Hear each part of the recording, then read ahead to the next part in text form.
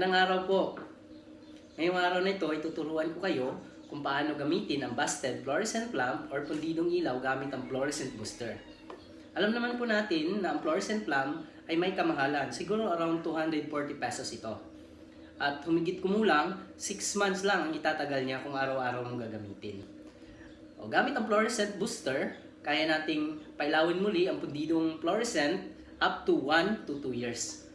Sa parang ito, makakatipid ka ng gastos sa pagbili ng bagong fluorescent kasi ang piyesa na gagamitin natin ay nasa around 60 pesos lang.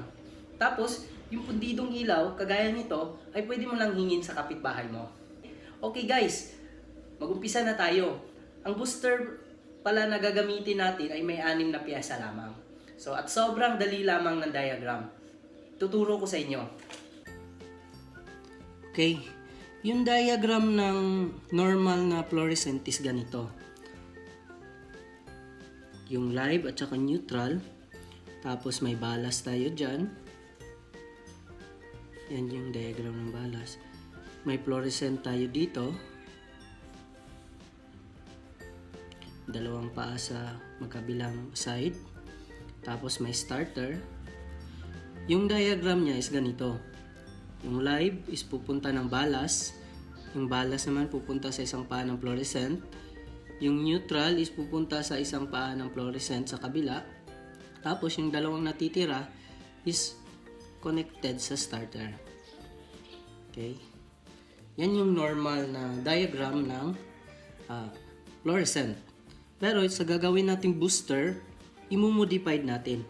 So magiging ganito siya. May live, neutral, tsaka gagamit tayo ng 4 na diode.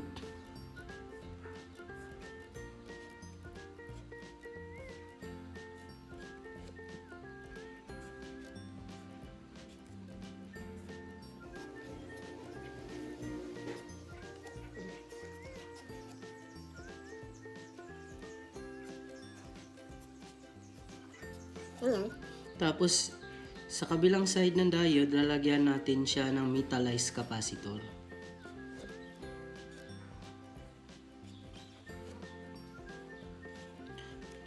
Tapos, itong line na to, yung live wire, pupunta siya diyan sa isang side ng diode. Yung isa naman, yung neutral, punta din siya diyan. Tapos, yung isang side nito,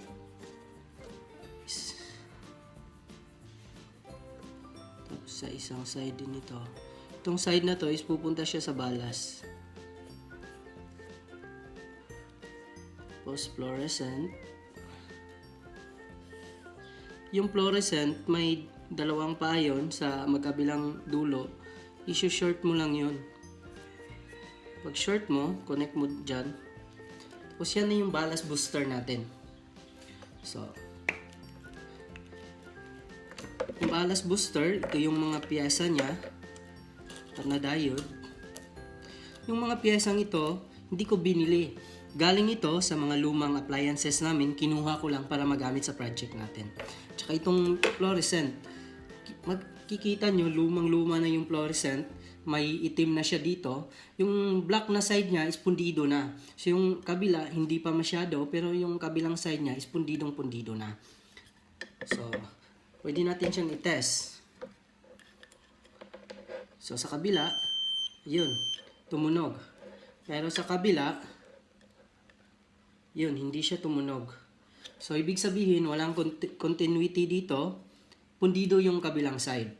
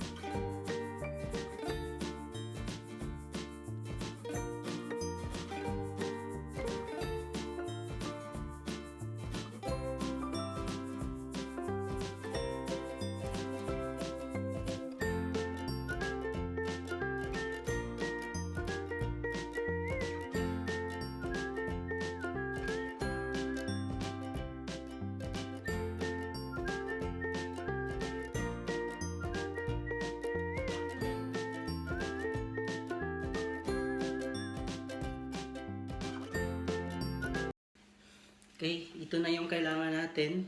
Balas, yung fluorescent, tsaka yung 6 na pyesa.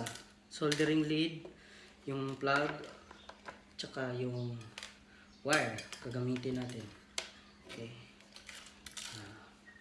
Una natin gagawin is gagawa tayo ng bridge connection. So,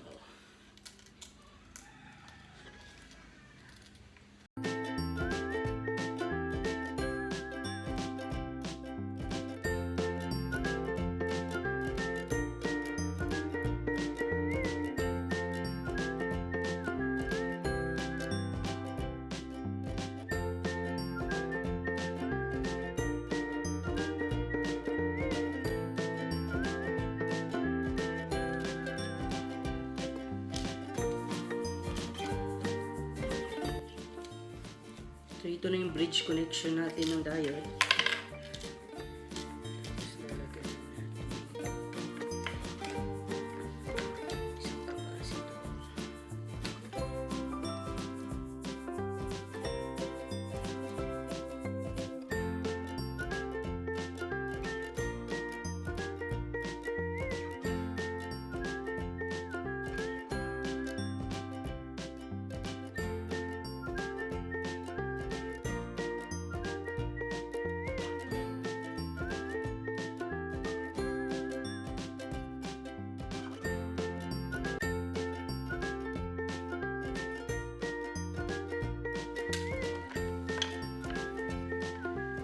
Okay na. So, ito na yung bridge capacitor natin, o bridge diode with capacitor. Next gagawin natin.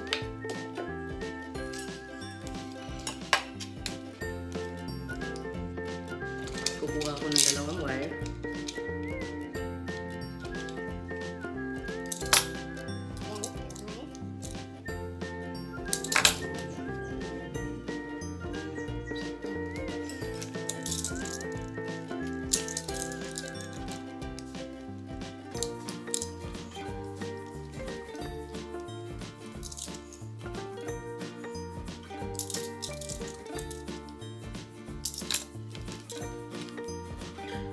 Okay. Idugtong natin yung wire dito. Yan.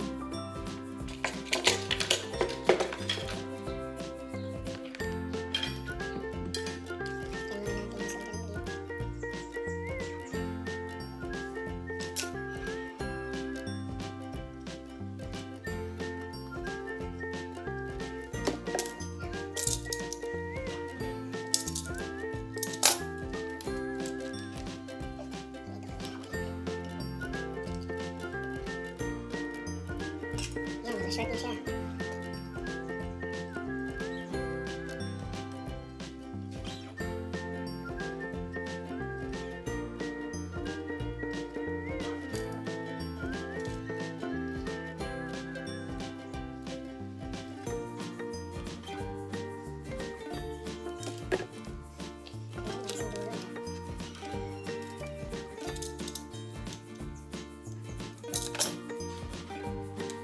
Guys, oh.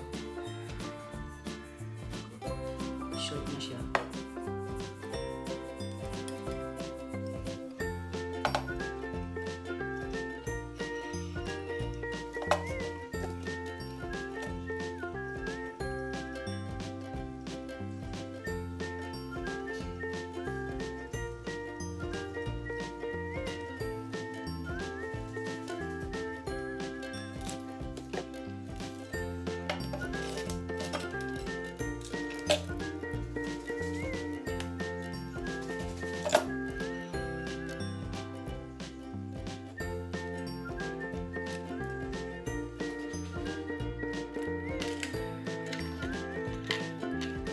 Connection nyo dito, connect mo lang dito sa dalawa, ito at saka dito.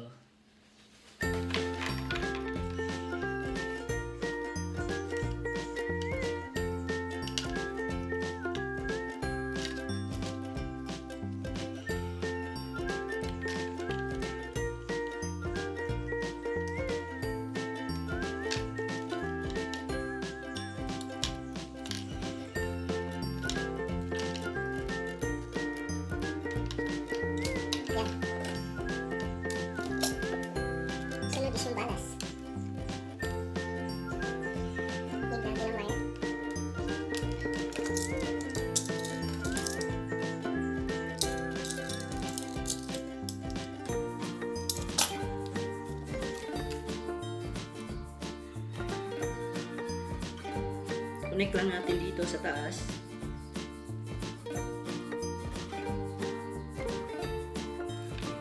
Tsaka yung wire natin na ganito, extension wire, connect natin dito siya.